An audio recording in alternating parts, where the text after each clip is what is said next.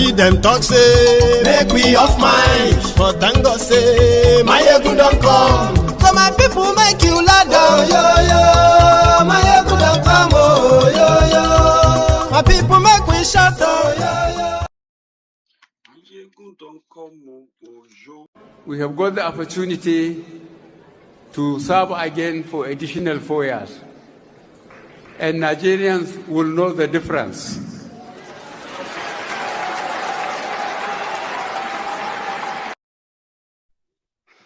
And Nigerians are already knowing the difference. Good evening to you from wherever you are watching from. This is Maiyegun live. And thank you so much for joining me. It's coming up late. So I believe you must have been reading the news about the latest glorification of criminality in Nigeria by the representatives of Nigeria government, which many of you are possibly not in the know of. So whenever we come up with this theory of Nigerian government and their agents are the sponsor, the promoters of terrorism in that country. So it may look somehow to you, sound somehow to you, but it is true. It has become a multi-billion dollars in the industry under this government. And like he said, when you give me opportunity again, you will know the difference. And you are knowing the difference. Remember, subscribe, like, share this page to let others know what we are having on Maiyegun's Diary. Listen to this. Okay. Have met with some of the bandits. We have met with some of their high commanders. 1 or 2 who have repented. They have sat down with us, not once, not twice. They told us that one of the northern governors is the commander of Boko Haram in Nigeria. Boko Haram and the bandits are one and the same thing. They have a sophisticated network. During this lockdown, their planes were moving up and down as though there was no lockdown. Moving ammunitions, moving logistics, moving money, and distributing them in different parts of the country. They're already in the south, in the rainforest of the south. They're everywhere. They told us that when they finish these rural killings, they will move to phase 2. The phase 2 is they will go into the urban cities, going from house to house, killing prominent people. I can tell you, this is the game plan. By 2022, they want to start a civil war in Nigeria. Don't joke with what I'm saying. I have a PhD from Oxford University.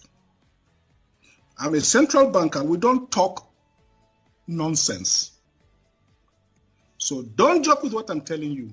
I have this from the highest possible authority, higher authorities of some of the commanders of the killers and Boko Haram. You said northern governors, past or present, Dr. Badaya? No, current.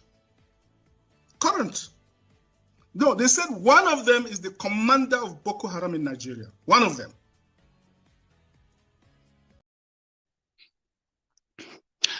That's Professor Obadiah, I believe. He was the man, a former central bank, CBN employee, a former CBN, senior staff. He came out last year and told us that these criminals are coming down south. When they finish with those villagers, communities, rural areas, they are going to go into urban cities to go after the prominent people that you and I would never imagine that they will ever get caught up in all this nonsense. Some of us actually believe that the politicians in Nigeria who claim to be the most powerful, they are not powerful, they are not safe, because what is coming will consume everybody, especially those who wants to play politics with it. It is obvious. Terrorism, paying ransom to terrorists, they rebranded the terrorists and they started calling them bandits. They knew that it would likely not fly if they ask Nigerians to give amnesty to Boko Haram.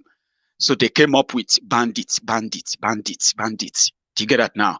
But the operation of the bandits, the way they get their arms, the way they carry out their operations, not different from the way Boko Haram have been carrying out their operations. It was under Goodluck Jonathan that we first witnessed mass kidnapping of school children, that everyone was surprised. Like, how is that even possible without anyone within protecting and guiding them? How is it possible for terrorists to move over 200 human beings and nobody move them undetected? So it was under Goodluck Jonathan. Then people said, no, this is it. This is enough. We are not going to wait for Goodluck Jonathan and PDP to turn Nigeria to where they will be kidnapping school children and the police and the military will not be able to do anything. So they brought in the lifeless Boko Haram. Lifeless Boko Haram came in. They rebranded terrorists. They gave them new names. With their media friends, they changed the narrative about the terrorists. Now, these politicians from northern Nigeria, the governors, they started putting together schemes. Now that they are in government and they control Abuja, and they also control the military. Therefore, they can begin to cut deals, terrorizing their own people, funding and funneling funds to terrorists in the name of ransom payment or rehabilitation payments. They were doing all of this in secret from 2015, be it PDP, APCO. As a northern governor, well, not all of them, because we have seen some of them who have come out to publicly, like Autumn from the Middle Belt, like the governor of, well, that's not staying in anywhere, the governor of Plateau State, Lalong. He also belonged to the cesspool of these heartless criminals, yeah, sacrificing the lives of their people for money. So in 2014, 2015, part of the reason why they were so mad with Jonathan was that every threat, every effort to make him pay them, right, was rebuffed. Goodluck Jonathan won't pay them. Goodluck Jonathan said, if I give them money, I am buying, that means I'm indirectly buying them the weapons. But if they lay down their hands, we will give them amnesty. Some of them said attack on Boko Haram was an attack on northern Nigeria. And some of them actually became prominent, saying that. So today, the Nigeria that never negotiated with terrorists, that same Nigeria, the National Security Advisor to Boko Haram, his name is Moguno. Moguno and Gumi, the spiritual leader for the terrorists in northern Nigeria. Some of you don't know that. You see that Gumi is their spiritual leader. They trust him because he, one way or the other, he agree with them that whatever is their own grievances in Islam, as their spiritual leader, no matter who they have killed, no matter what atrocity they've committed, it is justified if they decide to embrace peace. So for Gumi, the spiritual leader of the terrorists in Nigeria, there are many.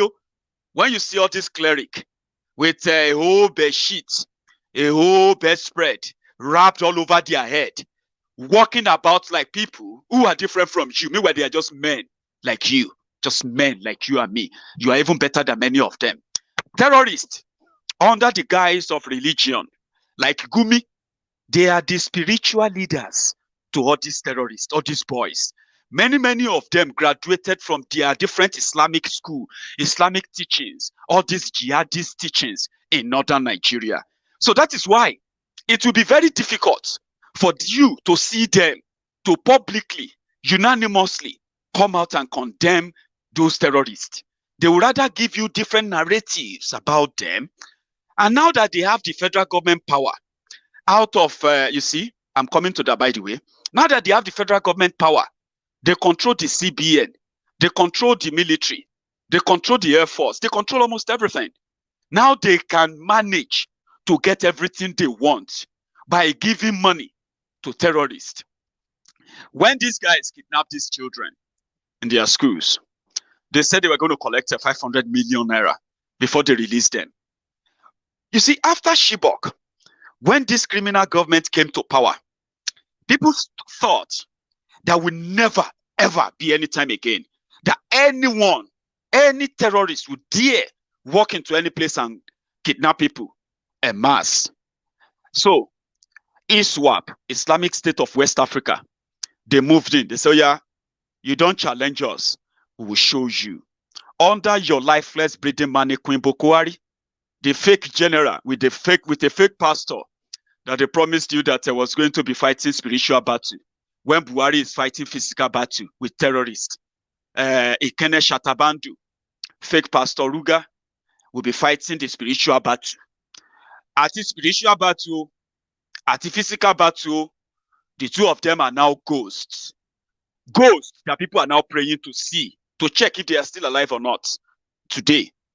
So in 2016, ISWAP moved into Dapchi in Yobe State. No military, no police, no DSS, no DRS, no anything. And they kidnapped over 100 Dapchi school children. That was when they kidnapped Leah Sharibu. Today marked the third year of Leah Sharibu's disappearance, by the way. They campaigned, this APC, they campaigned that they were going to bring you the Chibok girls. Today, they are now asking you, now we kidnapped them. Because after Chibok, Dapchi don't happen. After Dapchi, Kankara don't happen. After Kankara, Kagara don't happen. All these happened in different states. First, Yobe State, 2016. Kankara in 2020. Kagara in Niger State. Kankara in Katsina. Kagara in Niger State. Just few months to themselves, they have kidnapped people en masse. They even caught the guy who kidnapped the children in Kankara. It's so crazy, right? Boko Haram never went to Daura for over a year. In December, Boko Haram now decided to go to Daura. On the day Boko Haram arrived in Daura, where he said he was going for holiday. Yeah, holiday. It was on that day that this Kankara kidnapping took place. These guys walked in, kidnapped, according to the news, kidnapped 600 school children. And from Katsina State, Kankara in Katsina State, they moved the children to maybe Zamfara or Niger. About 3 states away, no police discovered them. No Air Force went after them. Then after that, they said they have negotiated with them. And in fact, these guys are going to release them. But there was a rumor, which is not actually a rumor. There was a rumor that the government of Boko Haram paid $5 million to the kidnappers. $5 million is over $1 billion naira. If you use today's exchange rate, $1 to 1 naira is 480 naira. So 1 million to $1, that is 480 million. Multiply that by 5, probably you get 2.4 million, if I am right. Now, 2.4 billion rather. So that means the government declared that the government secretly, with a gazetted payment, that they paid $5 million. Now, so the chairman of the local government in Katsina State, APC local government chairman, who is also running for second term, now so the guy came out. Hey, na lie. Now only 30 million naira you pay us. You no pay us $5 million. How you take no? You must be an insider. Yes, now only 30 million we pay. But on record now 2.4 billion we paid. Do you get that now? But you must be insider. Now you collect the money. They arrested the guy. The guy confessed. 2 days later, they displayed some guys dressed in Babariga. They put guns and they display guns in front of them. And they said they were the guys who kidnapped the Kankara school children and released them. So they have repented. They feel bad for embarrassing Buhari. So they have released the children and they have repented. Because they have repented, let us rehabilitate them. We'll start paying them money. We'll buy them cars. If they want to go and study abroad, why not? At least they kidnapped 600 children. Come on, guys. And they released them. And they repented. What do you want us to do? It's okay. Fine. That is in the northern Nigeria. Okay. So, then after that, Kagara can happen.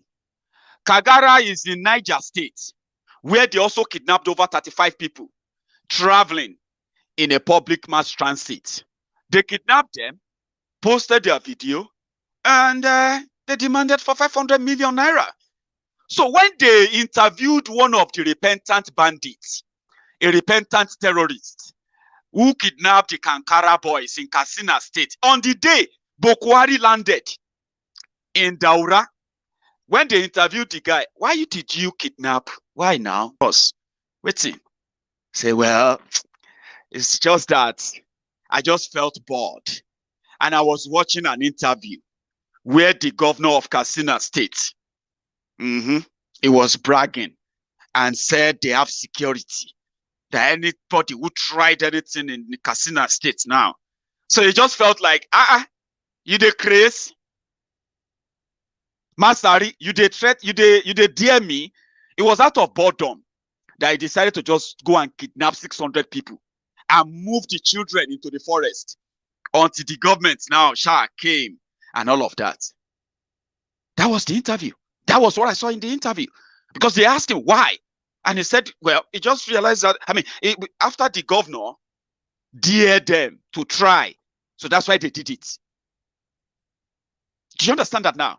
No punishment, no nothing, but the conversation about rehabilitation for those who have committed. Meanwhile, they are victims, those who face the trauma that they felt like they are likely going to be killed by these terrorists. Nobody talks about them. No, they don't have guns. That is the situation. The same thing just happened in Kagara, in Niger State. They went in, after kidnapping people on the road, they went into a government school, kidnapped only God knows how many numbers. Now the news is that they have released the school children and they were paid 800 million naira. Don't doubt it. It's a pure business right now. If you're a Southerner and you are still reading that you're one Nigeria, wake up. And the reason why, for those who are saying, why can't we just try and, don't wish your country bad, let us come together and solve this problem and all of that. I understand your political correctness. See, I do. I've been treating patients who are like you on my program for a long time. Trust me. You see this audience? They are people who were somewhere before now. And today, they are more confident that they are right, that Nigeria is messed up. It won't work because structurally, it is not put together to work. It will never work, right? And I'll share that reason with you. It's not that there are no smart people in Nigeria. Do you get that now? People who can speak grammar. People who can make things happen. There are actually people, yeah? But Nigeria is so messed up right now that will be a complete mirage, a complete dream for you to think your smartness is needed to fix Nigeria. They will kill you, by the way. Here is the reason. They have what they call the federal character in Nigeria. Federal character, they even have a commission. They call that commission Federal Character Commission. The reason for that federal character is because they want to have input. In building Nigeria, they want to have input from everywhere. So that before a decision is reached, any decision that has to do with national, starting from security, economy, name it. The federal character is meant to give everybody representation. Smart people, intelligent people. But the federal character has been so bastardized in the past with slots, appointment of political lackeys, political proxies, scroungers, corrupt criminals who have used this representation of their people from every part of Nigeria on every part of these decision-making bodies in that country, right? They have turned all these appointments to their own personal family appointments, and it's pretty much like they were representing their families. That was when the federal character was completely, like, nearly ruined before Bokwari. Not that people were not being appointed. You will see this person, they say a board member. You will see that person, they will say is the chief of defense staff, chief of this, from from Delta State, oh, from Bayelsa, oh, from Imo, from Ogun State. This one is from Nasarawa. That one, you know what I'm talking about? Federal character, where everybody can come in. Because when you talk about security, a Yoruba man who happen to have a seat on the table where they are discussing insecurity, he will likely tell you what is happening to his people, using his position to influence this decision on how to protect them if he is well represented where they are discussing how to protect people. An Igbo man who is also well represented where they are discussing security problem, he will definitely not support that they should go and kill his people simply because they want Biafra. He will not feel comfortable if he is well represented. Same thing with everybody. That was what is meant by federal character. You are meant to see, oh, this one chief of farming staff from Northwest, this one from Southwest, this one's from Southeast, this one from, that's how it should be, for everything from presidency to councillor. But that is not how it is. When Bokwari came, they changed everything. They turned the whole thing to Fulani agenda. In fact, there is also a little bit of ASA here and there that whenever they are holding the National Security Council meeting, they actually communicate in either Hausa or Fulfulde. So if you are somebody, as a soldier, part of the criteria for them to confirm or accept you to be part of those service chiefs or anything is that you must be able to speak Hausa or you must be able to speak Fulfulde, even if you are a Yoruba man or an Igbo man or a Delta man or wherever you come from, you must have that, or else they will not want to say some certain things where you are, because they changed it to Fulanization of the national security conversation. And that is the reason why when they discuss what is the solution to Nigeria insecurity, to Fulani herdsmen invasion and incursion into people's lands, when they sit down to discuss, it is like Fulani discussing the problem of Yorubas, of Igbos, of Ibibios, of all these tribes from every part of Nigeria. Fulani deciding, would you expect them to say army should go and kill Fulani terrorists? Do you think they will sit in a security meeting after receiving all reports? That is why there has been no real action against them. And if you don't believe me, this is somebody who happened to be the former military administrator of Ogun State. He is a retired major general too. Listen to this. Maybe that will also enlighten you. You see the National Security Council right now, even your vice president by their law is not welcome to sit there. Why? He is representing Yoruba. That was what they told you. They said Bokwari will represent North. Oshibajo will represent South.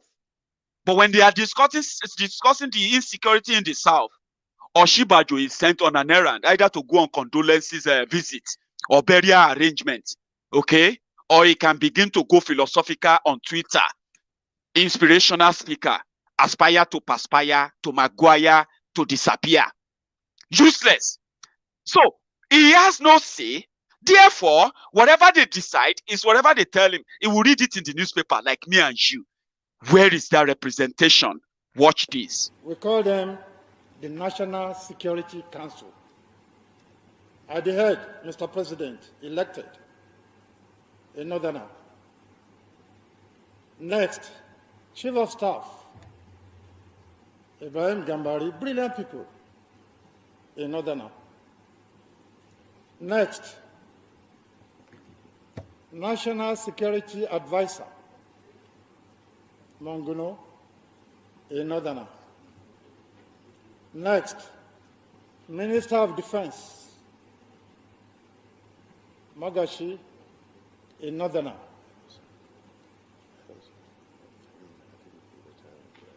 Next, the Chief of Defense Staff, Erabo, a southerner. Chief of Army Staff, Atahiru, a northerner. Chief of Navy Staff, Gambo, a northerner. Chief of Air Staff, Amao, a southerner. The DSS Director General, a northerner. DG National Intelligence Agency, a northerner. So your National Security Council, 11. We have 9 northerners, 2 southerners. Look, I'm telling you as a petitioner, a former governor of the state, a general, I'm 70 years old. When you go to such meeting, those 2 southerners, they are just there as onlookers. They are there as onlookers. What do they want to say when the northern bloc has 9? And you say southern bloc has 2. What does it go? Do you get that? Continue watching. Now, Continue. a former governor of the state, a general, I'm 70 years old. When you go to such meeting, those 2 southerners, they are just there as onlookers. They are there as onlookers. What do they want to say when the northern bloc has 9? And you say southern bloc has 2. What does it got to say? Is there as an onlooker? It must be correct. That's what I say that, look, the soldier must believe in the war. Who is going to believe in the outcome of such security meetings? And you say it is national. Yeah. You say it is national. No. That is, when it goes down, that's why you have the Fulani and the herdsmen clashes, killings, kidnapping. Because the people downstairs, they are looking at the upstairs that, look, I'm favored. So please, let the federal government correct inequalities. If you put inequalities to a stop, if you put, the Attorney General just said rule of law and equal rights, beyond the law. Look, everything takes its position. You have peace. You have the economy will be developing. Everybody will be generating its own employment. So that is my advice. So squarely, we must tell Mr. President, he's an elected leader. The buck stops at his table. Yes, I just wanted you to listen directly to someone else, like, who probably will put it better than me. When you have 11 people, 11, in the position to decide what is the security step we should take in curbing these Fulani terrorists and killings, and 9 people are there, they are Fulanis, and you are complaining about Fulani herdsmen, armed herdsmen, Who are you reporting to? To who? To do what exactly? I'm glad that some of them are now saying that we should go ahead and protect ourselves, which is great. But you see this governor who said AK-47 was the right of Fulanis because they are using that to protect themselves. The same guy came out and he said this. Let me let you listen. As dumb as this sound, they are not backing down because it seems that it is a done deal. That is either we defend ourselves or we perish in our own... Okay, thank you very much, Chamberlain. It's a pleasure meeting you once again. What I said in that context, I was addressing the media people, and the topic is the use of media to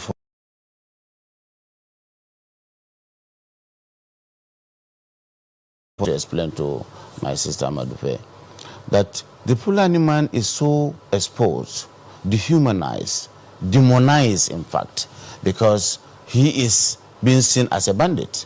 And so anywhere he goes,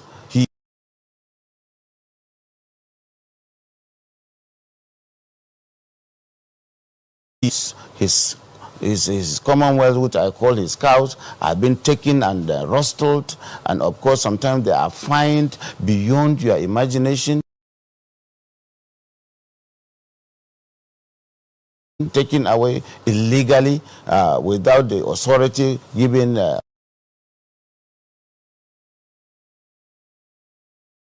and then he has no option but to protect himself. We have so many vigilante groups in Nigeria, even at the level of government. Sub-regional groups, subnationals are establishing vigilante in order to protect himself. It may not be a legal carriage, it may be legal. He may also register and carry it to protect himself. But it's a figure of speech to say, to show you the despondency, the desperation, the frustration, and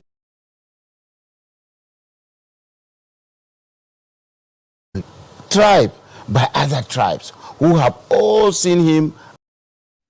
Sorry about that the poor quality of that video. Okay, he was saying that he's still defending that. He said whether it is legal or it's illegal, illegal or legal, blah, blah, blah. That's what they do to confuse everybody because they have no sense. Mad people, we call them, right?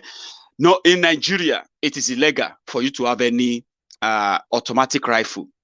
They don't even give you the license for it. It is completely illegal because it is the rifles they give to their own armed forces. And they cannot let the citizens carry the same weapons. You get what I mean now? But to the Fulanis, because they control the security, who is going to arrest them? If they see me with AK-47 right now, I'm going to be considered a terrorist. Even if I have, well, I can never get the license for it anyway. So I'll be considered a terrorist. But if they find the same gun in the hands of another Fulani man, he is going to be considered as a citizen that is only protecting himself. So who am I? If you want me to continue to claim to be a Nigerian, whereby if I am found with a AK-47 illegally, it becomes illegal. But if another Fulani that probably they don't even have his name, they will tell you it's from Niger. All he needs to do is just be able to speak the Fufude. That's all. He's a Fulani and he can go everywhere, from Niger, from Mali, from everywhere.